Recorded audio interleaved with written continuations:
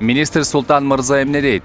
Аш тойлордо сөк узатууда акылга сыйбаган салттар пайда болду. Буларды кантип тыябыз деп Маданият, маалымат жана туризм министри Султан Жумагулов чыгармачыл союздун жетекчилери менен жолугушууда суал узатты. Театр, сүрөт, адабият аркылуу элибиздин маданий деңгээлин кантип жакшыртабыз? Жаштардын жүрүм-турумун кантип өзгөртөбүз? Мына ушул суроолордун үстүндө чогуу иштесек, биргелешкен долбоорлорду биргеликте ишке ашырсак, деди министр өз сөзүндө. Министрликтин алдында чыгармачыл союздардын башын кошкон кеңеш түзүү жана бүгүнкүдөй талкууну квартал сайын өткөрүп турууну сунушталды. Жыйынга Кыргыз Республикасынын жазуучулар, журналисттер, композиторлор, сүрөтчүлөр жана кино театр ишмерлеринин чыгармачыл союздары катышты.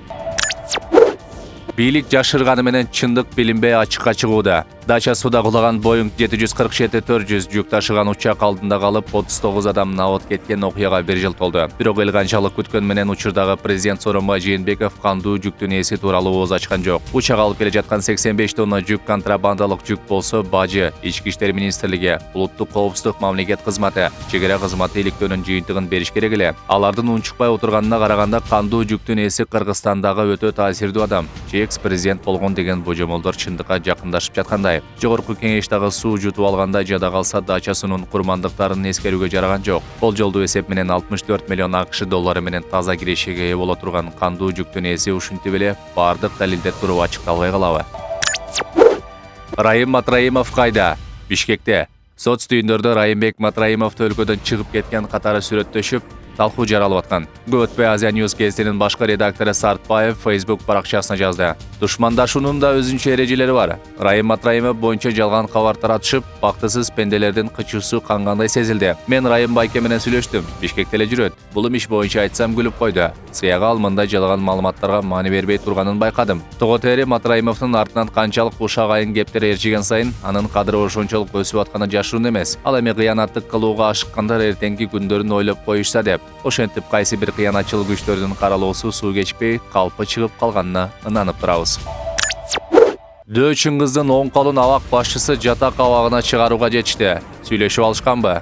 Дөөчүн кыз деген кайман ат менен белгилүү. Уюшкан кылмыш тобунун мүчөсү саналган Чыңгыз Жумагуловдун оң колу катары айтылып жүргөн Самарбек Жолдошов жатак абакка чыгарылганын Ысык Ата райондук сотунун төрагасы Марат Канулукулов билдирген. Киши өлтүрүүгө айыпталып, 17 жылга кесилген Жумагуловдун сырдуу жагдайлар менен мынтип 1-2 жылдын ичинде эркиндикке чыгышы коомчулуктун кызуу талкуусуна алынды. Бул боюнча бийлик оозуна талкан жутуп алгансып унчукпай келет. Ал эми Ички иштер министрлиги болсо сотторго шылтайт. Соттор абак башчыларын жана жаңы ачылды деген жагдайларга шылтайт. 4-чү абактын башчысы менен Самарбек Жолдошовдун мамилесин текшерүү керек. Жатак абагында чыккан адам толук эркиндикке тез эле жетеле турган иш. Деги абакта ким калды?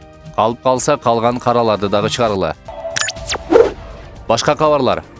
Кытайда өтүп жаткан кар жана муз фестивали көз жоосун алууда. Муздан курулган имарат, жол, символдук аянттар жана мультфильм каармандары чоң кызыгуу жаратууда. Абанын температурасы -40 градус болгонуна карабастан элдер фестивалга чубап жатышат. Арбин шаарында 800 000 чарчы метрдик аянтты ээлеген бул фестиваль февраль айынын аягына чейин уланат. Өткөн жылы фестиваль аянтын 18 миллион киши кыдырган болчу. Вьетнамдын Фукто провинциясында узуну 3 кулачка чукул кобра унаа жолунда тыгын жаратты. Жылаан унаалар өтүүчү жолго жатып алгандыктан машиналар өтө албай, эл ызычуу болуп түшкөн. Алгач айдоочулар аны куйругунан кармап жол жээгине алып чыгууга аракеттенишкен. Кийин таяктардын жардамы менен акыры ары көздөй көтөрүп кетишкен. Вьетнамда жылаанын этинен жасалган тамактар кеңири таралгандыктан интернет колдонуучулар кобра адамдарга жем болду деп болжолдошууда.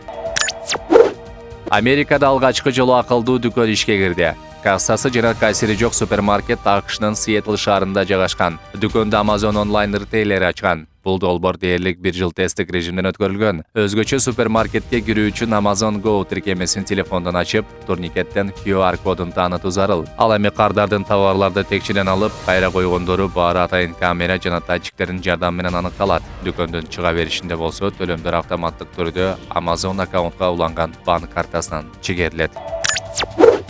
Роналдо оюн учурунда сокку жеп бети канжалады. Аны Депортиво клубу менен болгон оюнда каршылаш команданын коргоочусу бетке тээ болгон. Жаракат алган футболчу дарыгердин телефонун алып, канаган бетин көргөндө маанайы түшүп, башын чайкаган. Оюн 7-1 эсебинде Реалдын пайдасына аяктаган.